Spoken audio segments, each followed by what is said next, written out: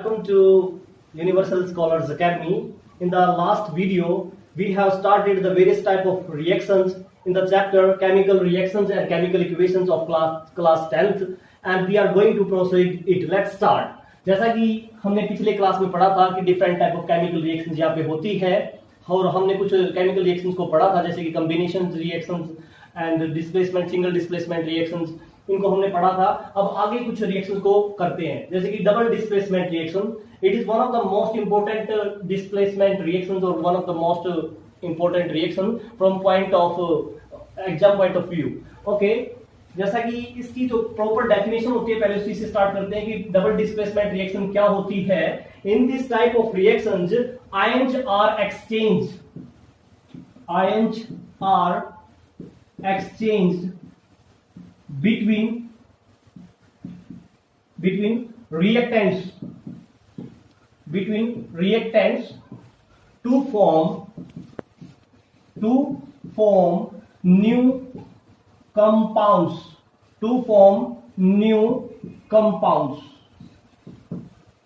Simple सी definition है कि ions are exchange between two reactants to form two new compounds. पहली बात तो यहां से जो सामने आती है कि सर जो आयंस होंगे वो होते क्या है। पहली बात तो यदि हम स्टडी कर लेते हैं छोटा सा मोटे तौर पे कि आयंस कुछ और नहीं होते सर, वो केमिकल स्पीसीज होते हैं जिसके ऊपर पॉजिटिव या नेगेटिव चार्ज देखने को मिलता है। फॉर एग्जांपल यदि मैं फॉर एग्जांपल एक इंसान है ए जिसके ऊपर पॉजिटिव चार्ज हुआ तो इसको बोला जाएगा कैटायन। क्या बोला जाएगा? कैटायन। और यदि एक ऐसा स्पीसीज, ऐसी केमिकल स्पीसीज जिसके ऊपर चार्ज हुआ नेगेटिव तो इसी को बोला जाएगा एनायन। क्या बोला जाएगा? एनायन। लेकिन याद रखना बच्चों, यदि बैटरी के केस में कैथोड और एनोड को जब चेक किया जाता है तब ये रिवर्स हो जाते हैं। पॉजिटिव वाले को एनोड बोला जाएगा और नेगेटिव वाले को कैथोड बोला जाएगा। तो इस चीज को हमेशा के लिए याद रखना। अब बात करते हैं सर, अब हमें ये तो पता चल गया कि कैटायन और एनायन होते क्या है। वो केमिकल स्पीसीज जिसके ऊपर पॉजिटिव चार्ज हो, वो केमिकल स्पीसीज जिसके ऊपर नेगेटिव चार्ज हो, ये एनायन कहलाते हैं, पॉजिटिव वाले कैटायन कहलाते हैं। ये तो पता चल गया। अब हमें ये चेक करना है कि सर जो आयंस होंगे क्या वो रिएक्टेंट से ही एक्सचेंज किए जाएंगे या प्रोडक्ट्स का भी कोई लेना देना रहेगा। तो पहली बात है कि रिएक्टेंट्स के बीच में ही आयंस एक्सचेंज किए जाएंगे तभी जाके नया प्रोडक्ट बनेगा।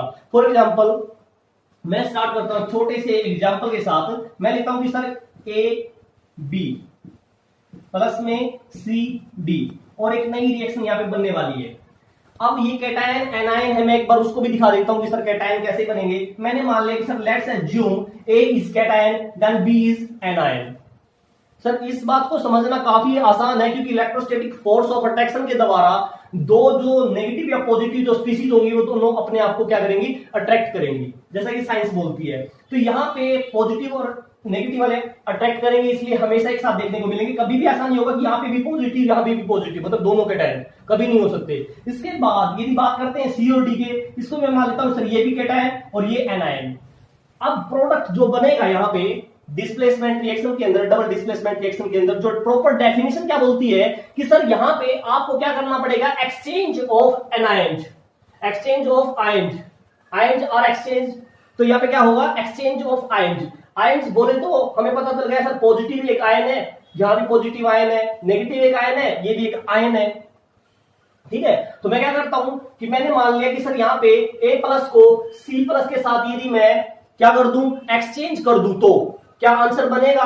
तो एक बार उसको चेक कर लेते हैं कि सर ये बनेगा कि नहीं बनेगा। मैंने A की जगह पे C रख दूंगा और C की जगह पे A रख दूंगा, तो ये बन गया सर C B प्लस का साइन बीच में, और ये क्या बनेगा?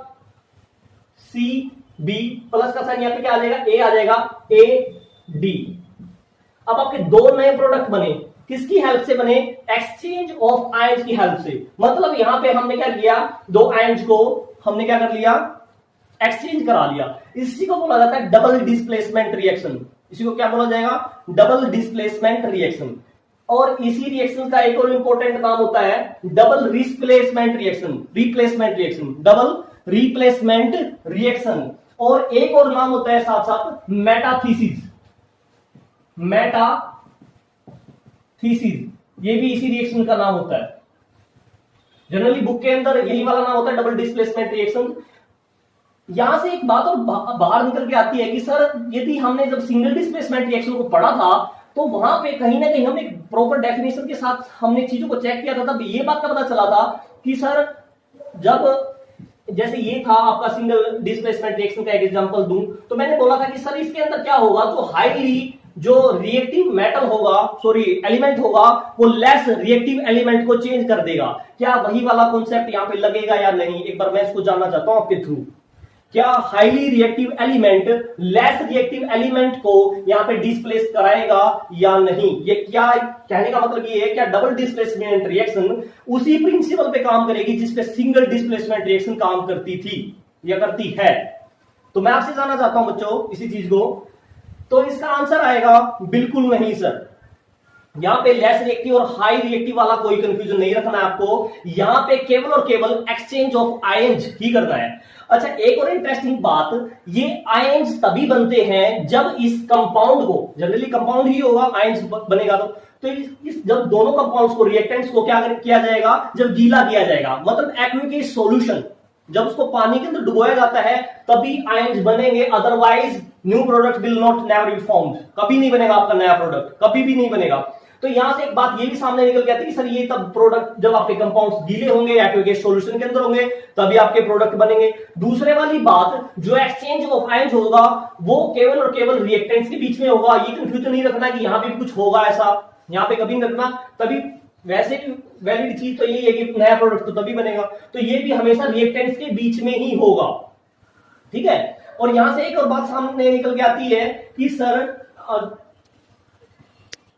सेकेंडली मैं ये कहना चाहता हूं कि क्या हम दोनों के दोनों आयंस को, जैसे कि दो कैटायन है, यहाँ पे एक कैटायन ये रिएक्टेंट 1 का, रिएक्टेंट 2 का, सेकंड कैटायन यहाँ पे देखने को मिल रहा है, यहाँ पे सॉरी एनायन कैटायन, यहाँ पे एनायन, ये भी एनायन 1 एनायन 2। क्या हम साथ साथ कैटायन के साथ साथ क्या एनायन को भी एक्सचेंज कर सकते हैं? कहने का मतलब जैसे मैंने ए को सी के साथ रिप्लेस कराया है, क्या मैं बी और डी को उसी टाइम पे रिप्लेस करा सकता हूं?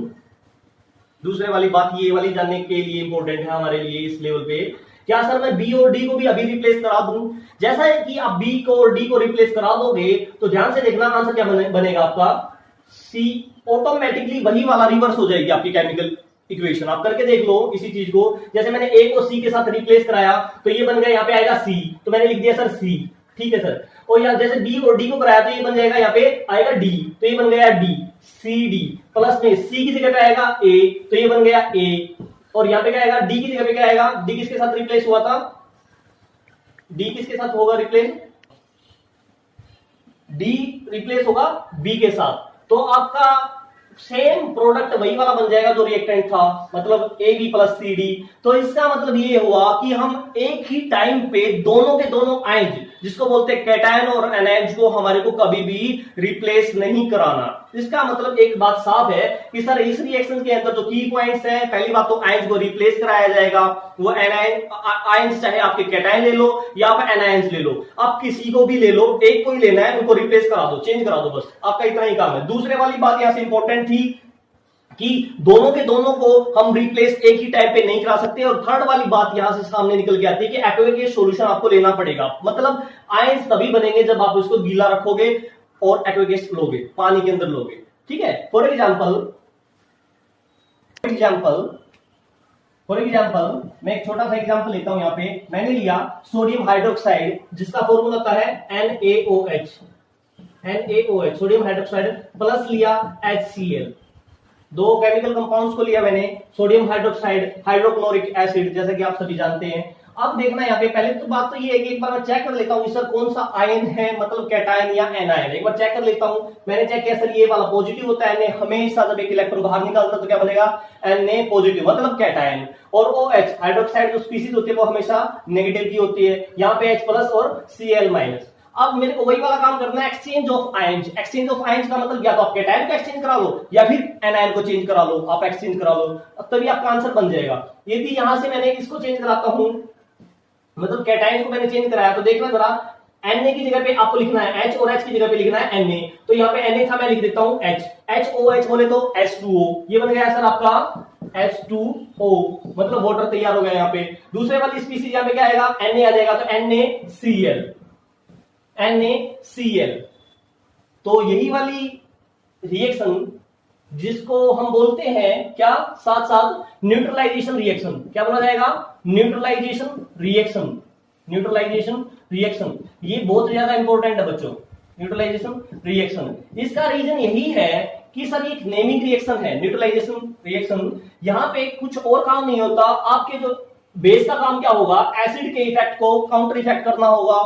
मतलब हम कह सकते हैं कि जो एसिड का जो इफेक्ट होगा उसको नलिफाई करना किया जाता है इसके अंदर, इसी रिएक्शन के अंदर। वेन एवर, जब कभी भी आपके दो, एक एसिड्स और बेस जब कभी भी रिएक्शन करेंगे, ठीक है, तो आपका क्या बनेगा, हमेशा सोल्ट बनेगा। आपका कोई ना कोई सोल्ट होगा। यहाँ पे कॉमन सोल्ट है जो हम खाते हैं अक्सर, नमक, वही वाला है कॉमन सोल्ट, सोडियम क्लोराइड, और पानी बनेगा। इसी रिएक्शन को बोला जाता है न्यूट्रलाइजेशन रिएक्शन। यदि पेपर में पूछा जाए neutralisation reaction is which type of reaction, तो आप डायरेक्ट कह दोगे कि सर इसमें कुछ और नहीं किया गया था, आयंस को एक्सचेंज कराया गया था, इसलिए इसको डबल डिस्प्लेसमेंट रिएक्शन बोला जाता है। ठीक है, अभी दूसरा एग्जांपल के साथ इसको समझने की कोशिश करते हैं। सिल्वर नाइट्रेट, सोडियम क्लोराइड, ये आपका दूसरा एग्जांपल है। इसके थ्रू मैं अभी बता दूंगा कि सर क्या प्रोडक्ट बनेगा। यदि मैं इसको एक बार आयंस और कैटायंस की फॉर्म के अंदर लिखना चाहूं तो मैं यहां पे लिख सकता हूं direct Ag plus NO3 minus. Ag plus, मैं एक बार कैटायंस की फॉर्म में यहां पे लिख लेता हूं, Ag प्लस NO3 माइनस, ऐसे लिख लेता हूं। Na प्लस Cl माइनस, इसको हमने पिछले एग्जांपल में देखा था, तो ये स्पीसीज यहां पे थी, Na plus Cl minus, Na plus Cl minus. यदि यहां से अब आपको कैटायंस एनायंस का पता चल गया कि सर ये वाला हमेशा पॉजिटिव स्पीसीज होगा, जिसको कैटायन बोला जाता है, यहां पे भी ये पॉजिटिव होगा।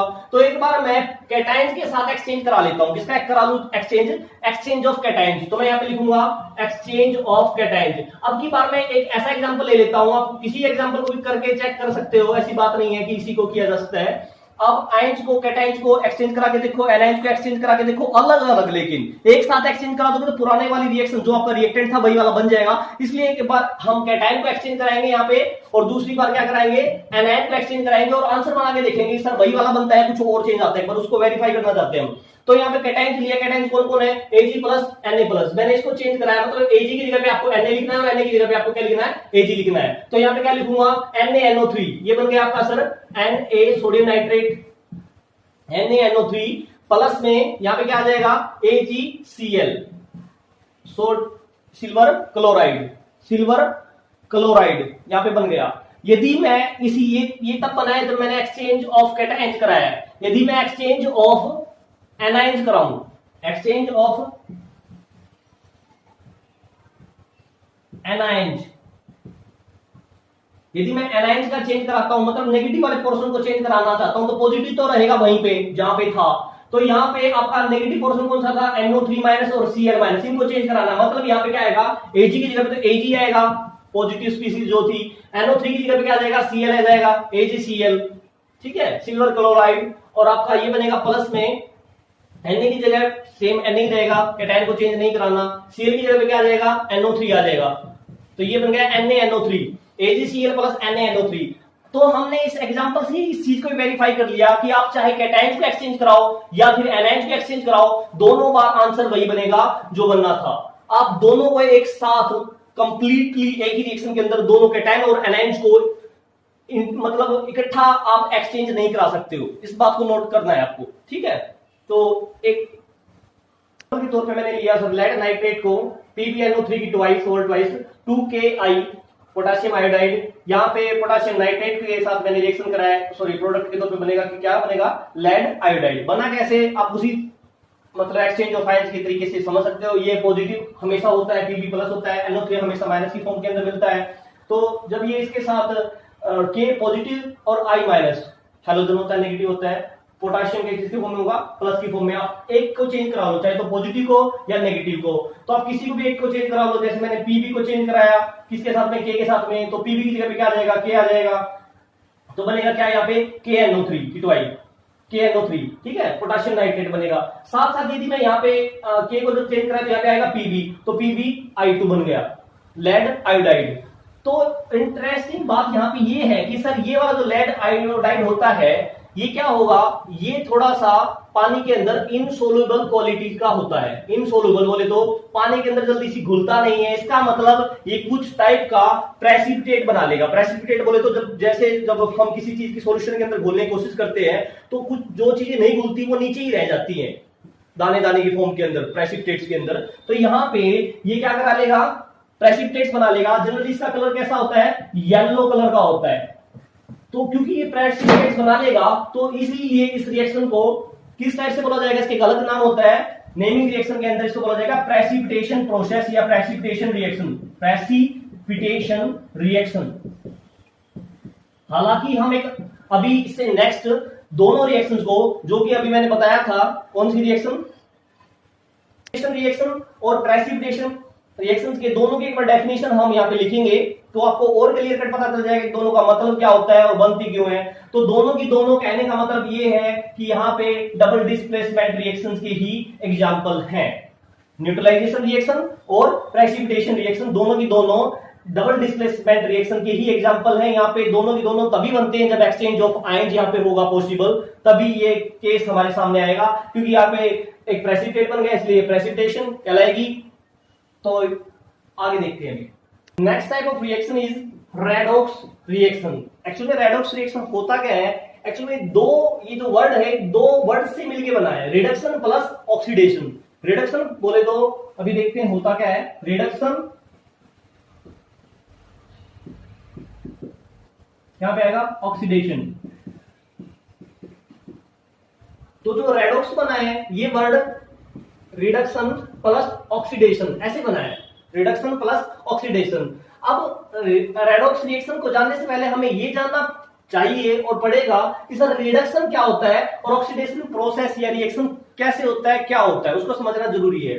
तो यदि मैं यहाँ पे कुछ इनको डिफरेंशिएट करने की कोशिश करूं तो कुछ नॉर्मल कॉमन डिफरेंस हो सकते हैं, जैसा कि ऑक्सीडेशन, जैसा कि नाम से पता चल रहा है कि सर यहाँ पे ऑक्सीडेशन का मतलब ऑक्सीजन का ऐड होना, ऑक्सीजन का ऐड होना। तो यहाँ पे लिख सकता हूं addition of oxygen, addition of oxygen. यहां पे हमेशा ऑक्सीडेशन के अंदर ऑक्सीजन क्या होगी, आपकी ऐड होगी, या तो ऑक्सीजन का ऐड होना या फिर removal of hydrogen, removal of hydrogen. तीसरा केस, तीसरा डेफिनेशन ये भी कह सकते हैं, या फिर loss of electrons, loss of electrons. यदि इन तीनों में से कोई भी केस मिलता है तो ऑक्सीडेशन प्रोसेस दिखेगी 110%। पहला क्या, ऑक्सीजन का जुड़ना, सेकेंडली हाइड्रोजन का हटना, रिमूवल ऑफ हाइड्रोजन, थर्ड क्या होगा, लॉस ऑफ इलेक्ट्रॉन्स। तो ये तीनों के तीनों जो कह सकते हैं प्रोसेस है ये ऑक्सीडेशन का ही है। मतलब इनमें से कोई भी एक केस होगा तुरंत समझ जाना कि सर ऑक्सीडेशन प्रोसेस है। विद एग्जांपल हम इसको समझेंगे, पहले पर रिडक्शन को भी चेक कर लेते हैं। हालांकि इसका पता चल गया तो उसका तुरंत पता चल जाएगा, क्यों, क्योंकि सर उसका अपोजिट होता है, कुछ और नहीं होता। अब यहाँ पे जैसे ऑक्सीडेशन के अंदर हमने पढ़ा कि एडिशन ऑफ ऑक्सीजन, ऑक्सीजन का जुड़ना, वहां पे रिडक्शन के अंदर क्या हो जाएगा, एडिशन ऑफ हाइड्रोजन। क्या हो जाएगा, addition of hydrogen, addition of hydrogen. अच्छा जी, सेकंड पॉइंट है रिमूवल ऑफ हाइड्रोजन। किसका था, ऑक्सीडेशन का था, तो यहां पे क्या हो जाएगा, removal of oxygen, removal of oxygen. तीसरा यहां पे लॉस ऑफ इलेक्ट्रॉन्स, तो यहां पे क्या होगा, gain of electrons, gain of electrons, gain of electrons. एक इसको याद करने एक छोटा सा तरीका मैं बता देता हूं। एक वर्ड होता है ऑयल, ऑयल यहां पे लिखना चाहिए था मेरे को, ये लिख देता हूं ऑयल, OIL, और यहां पे लिखूंगा एक सेकंड, रिग। तो यहां पे मैंने लिख दिया, याद करने का तरीका और कुछ नहीं है, OIL, ऑयल। ऑयल का मतलब होता है oxidation is a process of loss of electrons. Oxygen, oxidation is loss of electrons. ये क्या होगा, reduction is gain of electrons, reduction is gain of electrons. तो एक छोटे से वर्ड से मेरे को ये याद हो जाएगा कि सर ये लॉस होगा, क्योंकि बच्चों को कंफ्यूजन रहता है कि सर ऑक्सीडेशन के अंदर लॉस ऑफ इलेक्ट्रॉन्स होगा कि गेन ऑफ इलेक्ट्रॉन्स होगा। तो इसी चीज को समझने के लिए मैंने छोटा सा एक कीवर्ड बना दिया, जैसे कि ऑयल, OIL, तो oxidation is loss of electrons, rig reduction is gain of electron. तो इससे आपको बिल्कुल तुरंत क्लियर पता चल जाएगा कि सर ऑक्सीडेशन और रिडक्शन होता क्या है। रिडक्शन के अंदर यदि मैं बात करूं तो हाइड्रोजन का ऐड होना होता है सर, तुरंत ऑक्सीजन का हटना होता है, या फिर case number third gain of electron. तीनों में से कोई भी एक होगा, तुरंत पता चल जाएगा कि सर ये रिडक्शन है। अभी कुछ एग्जांपल के साथ मैं इसको वेरीफाई करता हूं। Copper oxide plus hydrogen, copper oxide plus hydrogen, ये बनेगा सर कॉपर प्लस H2O। एक छोटी सी स्मॉल रिएक्शन एक बार समझने के लिए सर ऑक्सीडेशन क्या होता है, रिडक्शन क्या होता है, उसी चीज को जानने के लिए छोटा सा एग्जांपल लिया मैंने। सर यहाँ पे देखना जरा, कॉपर ऑक्साइड, यहाँ पे कॉपर, ठीक है। यदि मैं इसी चीज को चेक करने की कोशिश करूं तो ध्यान से देखो, कॉपर ऑक्साइड किसके अंदर कन्वर्ट हो जाएगा, वो है आपका कॉपर के अंदर सर। तो यहाँ पे ऑक्सीजन का हटना, मतलब यहाँ पे ऑक्सीजन हट गई है, और ऑक्सीजन का हटना क्या कहलाता है, रिडक्शन। ऑक्सीजन का हटना क्या कहलाता है, रिडक्शन। अच्छा यहाँ पे चेक करो, हाइड्रोजन, और हाइड्रोजन के साथ ऑक्सीजन का जुड़ना।